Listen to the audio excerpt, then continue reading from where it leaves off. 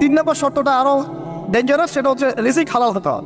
রিজিক, এই জায়গায় সবাই একটু ফিকির করেন, দেখেন একটু আপনারা আপনাদের রিজিকগুলোকে দেখেন যে কতজনের রিজিক 100% হালাল আছে। এগুলো আমাদের কিন্তু প্র্যাকটিক্যাল কথা, আমরা কিছু খালি তাত্ত্বিক কথা বলে চলে যাবো এমন না, প্র্যাকটিক্যালি ইমপ্লিমেন্টটা বেশি জরুরি এখন। আমি খুবই স্বপ্ন দেখছি, আমরা সবাই স্বপ্ন দেখছি যে আপনাদেরকে দিয়েই হবে ইনশাআল্লাহ। কারণ এই জেনারেশন করে দেখিয়েছে, এই জেনারেশন করে দেখিয়েছে এবং তারা আমাদেরকে দেখিয়েছে কোন ভাষায় কথা বললে কাজ হয়। এতদিন তো আমরা বলে আসতাম, তো এই ভাষার কথা বললে আপনারা আমাদেরকে অনেক ট্যাগ দিতেন। ঠিক আছে, দেখেন জালেম জুলুম করলো, মাজলুম দাঁড়ায় গেল।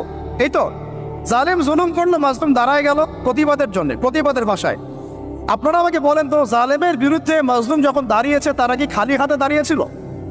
জালেম যখন 2টা মাইট দিয়েছে, মাজলুম কি 2টা মাইট দেয় নাই?